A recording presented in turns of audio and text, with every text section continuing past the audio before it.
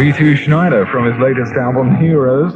Well, if you're a David Bowie fan, you've got all his albums from the very early days. I'm sure you'll agree with me that Low and Heroes really are different from the others in that they show a sort of completely new side to David Bowie's musical character. Both of those last ones, of course, cooperated with keyboards and synthesizer virtuoso Brian Eno to produce for Bowie a rather completely new style. Well, in Bowie's terms, he was looking not just to be unpredictable, but for a new musical language, and that, as he told our reporter John Tobler, is why he teamed up with Brian Eno. I needed somebody to help me with that because I was a bit lost and I was too subjective about it all. And so I asked Brian Eno if he would help me. And that's how the whole thing started. It was a process of trying out new methods and new processes of writing, rather than for the quite more obvious line of being unpredictable. Because I brought two out now of the same nature, and that's sort of not predictable with me yet. I hear that Eno was really very impressed when he first met you and Iggy, and you seemed to be able to hum No Pussyfooting. Yeah, I know his work quite well. Do you in fact, have a tendency to try and investigate the more off-the-wall happenings in music? They're the ones that I tend to gravitate towards, yeah. I've got a particular code of working, which is if it works, it's out of date. So I generally apply that to every given situation in music or on tour or whatever. And especially in music, I hardly ever listen to anything that's currently in vogue or popular. I tend to buy rather obscure kinds of things. Such as? Well, I see the last things really that I bought were Steve Reich and Philip Glass things, which I've been listening to for quite some time. But I again, when it comes to music, my influences tend to come more from observation of the environment that I'm in, which is fairly obvious when you look at the albums and where they were made. They tend to very much mirror where I was. you can tell more or less which street in a city I was in by the young Americans. You know it's Philadelphia. I mean, it's, you know, and Diamond Dogs is definitely LA and New York. I mean, it's funny you should talk about Diamond Dogs, because you also said that you sort of made that as a plastic soul album, which you... No, Young Americans. Yeah, sorry. Young Americans. Yeah. It was just a joke record. No, it was not a joke record. It was seriously a plastic soul album. It was definitely me portraying, as a white Englishman, my view of American black music. As somebody who watches it more from outside than actually gets involved with it inside. Do you in fact prefer the current disco-type sound to the soul music of the 60s, which I'm sure you were more familiar with originally? No, I don't. I'm not a big fan of disco at all. I loathe it. I get so embarrassed that my things do so well in discos. I've had two enormous disco hits now. Can't hold my head up now when I go into arty clubs.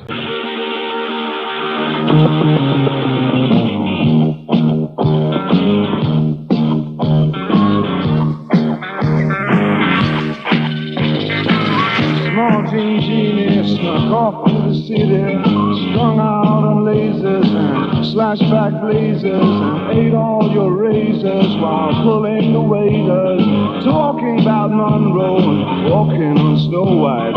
New York's a go-go and everything tastes nice.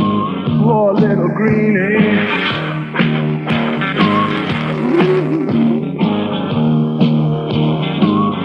Get back on it. Genie lives on his back. The Genie loves chimney stacks. His outrageous, he screams when he falls. The Genie, let yourself go.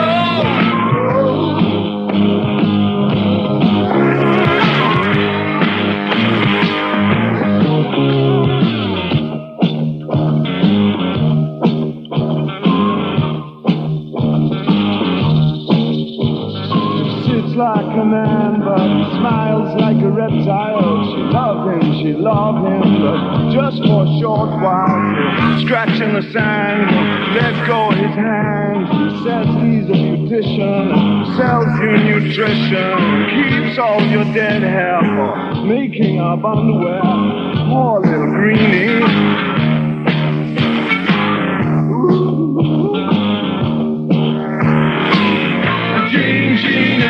Lives on his back. The Genie loves chimney stacks. His outrageous, he screams on his balls. The Genie, let yourself go.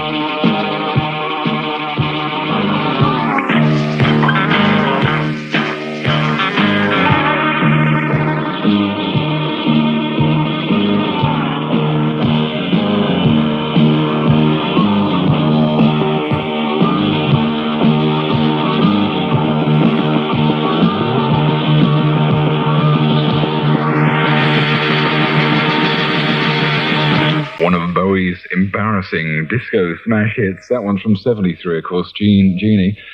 27 after 10 o'clock here. Pete Baker up to 11. This was Rock Reflections.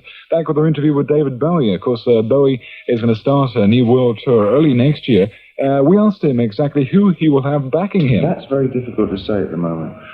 One would like to work with Eno and Fripp on stage, but of course to get Brian out of his apartment takes about a week. So to get him on the road is an impossibility. But I think he'll do selected cities with me. Fripp is a bit more easy to accommodate. I mean, he can go on the road and it's no great pain. But I don't know whether he'd want to do a very long tour. So I'm going to have to look for other guys as well. It was said at one time when you were doing Low that your poetic muse had deserted you momentarily. And that was why many of the songs were short lyrically, as opposed to the somewhat lengthier stuff that you'd done before. Is that still... I guess there was some truth in that, yes. I mean, if it can be applied to what I said earlier, that it was strictly a question of experimentation and discovery. I had no statement to make on Low. I was low on Zabin, and it was low profile in its own way, and it was a very indulgent album for me to find out what I wanted to do musically. The strange thing that came out of Low is that in my meanderings in new processes and new methods of writing, when Eno and I listened back to it, we realized that we created new information without even realizing it, and that by not trying to write about anything, we'd written probably more about something or other that one couldn't quite put one's finger on than we could have had we actually gone out and said, let's do a concept album. It was quite remarkable. And the same, so we thought, well, great, fine, let's do that again. It's quite exciting. So we did that with Heroes. We used an immense amount of imagery and juxtaposed one against the other and used incredibly startling methods of writing. Anything from random selection out of books. Musically as well, I mean, chord changes were quite arbitrary sometimes. And the total effect astonished both of us when we sat back and listened to the things.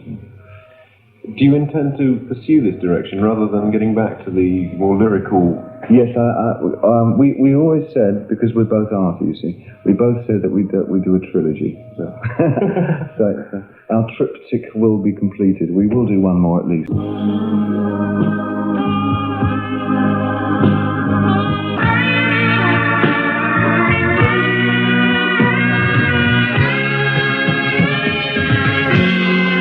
Sons of the silent age stand on platforms, blank books and notebooks, sit in back rows of city limits, lie in bed, coming and going on easy terms.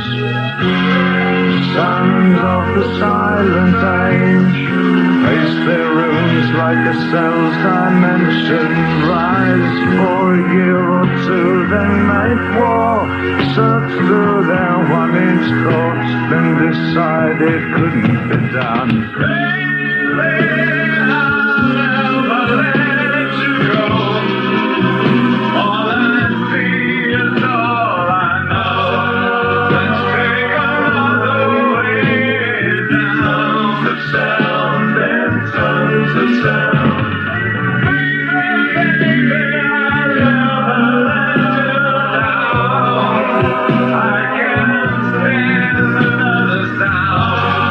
Let's find another way. Tons of sound and tons of sound.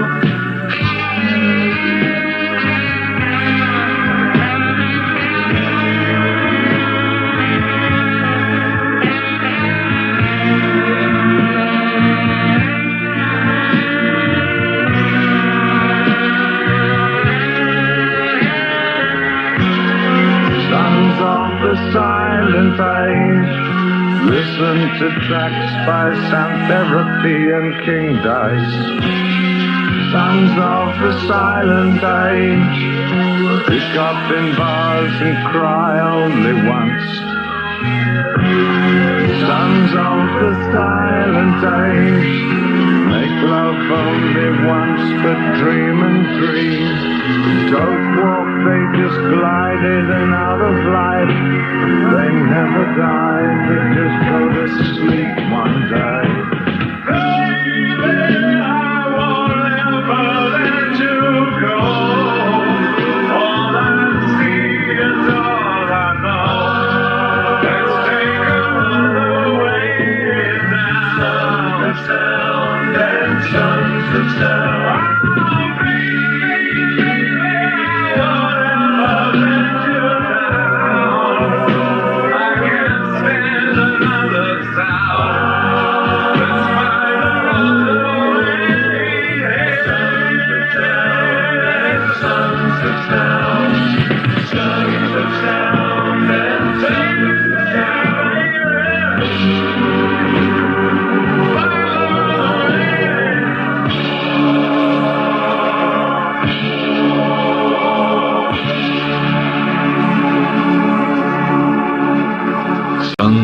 Of the Silent Age, another one from his latest album, Heroes.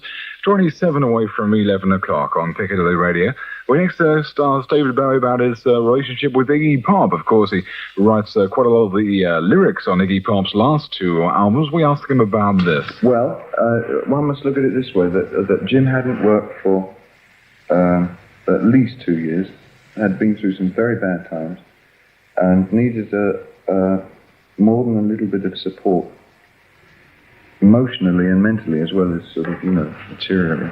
And I think he resolved most of his problems on the first album. And if it shows at all, my influence or attributes won't be quite as recognizable in any future stuff that we're doing. And we're doing another album after this. Jim is very much in charge of his own situation now, realizes what he wants and how he wants to write and what he wants to write about. And is becoming an excellent songwriter.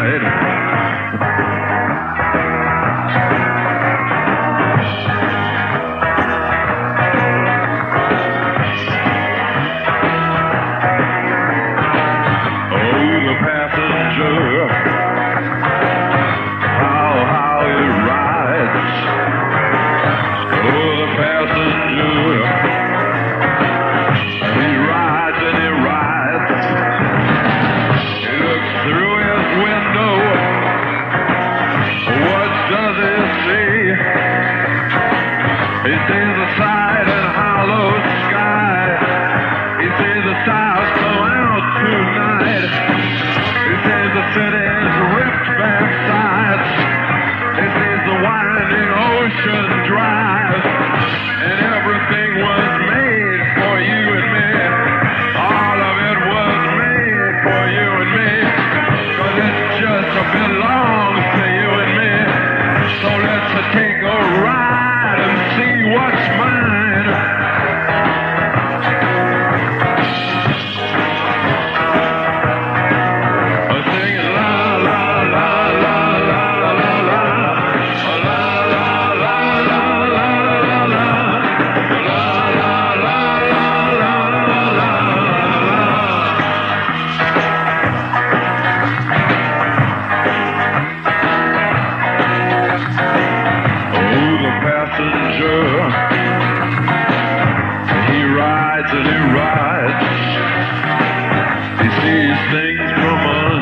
glass.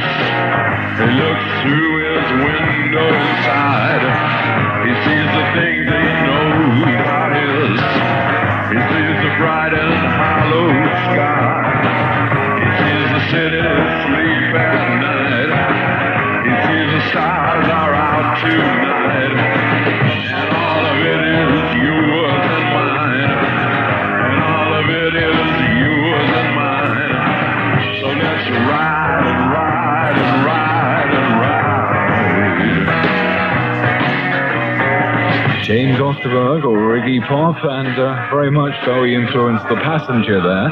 But we asked David Bowie about a couple of years ago. He said to the music press of Great Britain he didn't really care a damn whether his albums sold or they didn't sell. What would he say to that? I still feel very much that way. Although now I have to go against myself because I'm so excited about the new stuff that I'm doing that I want people to hear it, so I'm rather at a quandary. Do you look back on what the stuff you've done and say, well, that one really wasn't, are any of the albums? Yes. Yes, I look at them all and there's not one I like. The only one I like is Young Americans because it's the only likeable album, but the others, one could hardly apply the adjective likeable to any of them. It's like painting, really. I mean, not every painting that you do is going to be good, but you've done them and there you are. And I kind of tend to look at albums rather like that.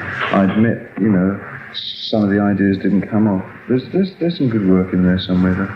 We should ask about this new film that you're doing. It's a partial life story, a biography of Egon Schiele, an expressionist painter of early 19th century. And it's sort of a fairly quiet, intimate study of his relationship with his model. And it's a non-sensationalist film. It's quite, again, it's a reaction against the last film I made. Most of the things I do are reactions to the last thing I did.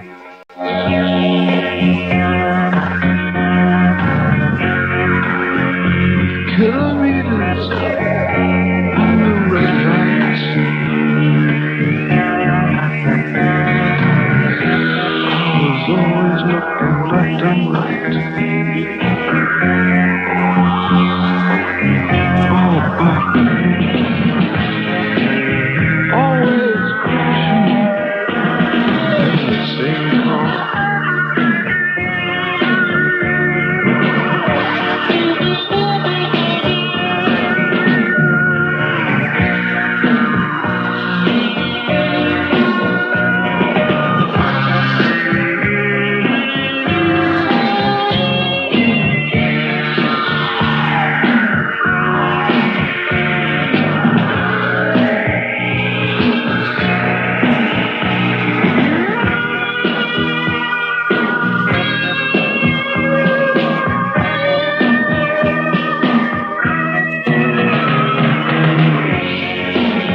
Jasmine, I saw you creeping.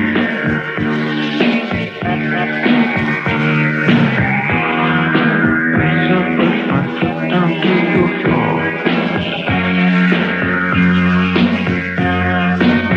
I was going round and round. Hotel Garage. Must have been touching close to 94.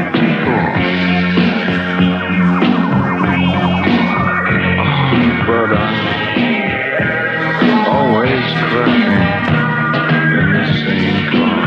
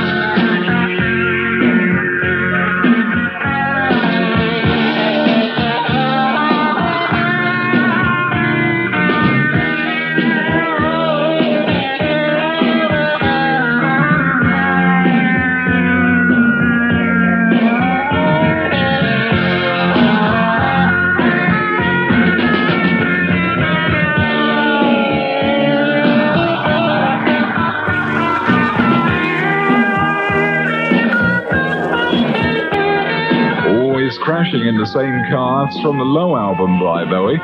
Final track from him coming up after the break.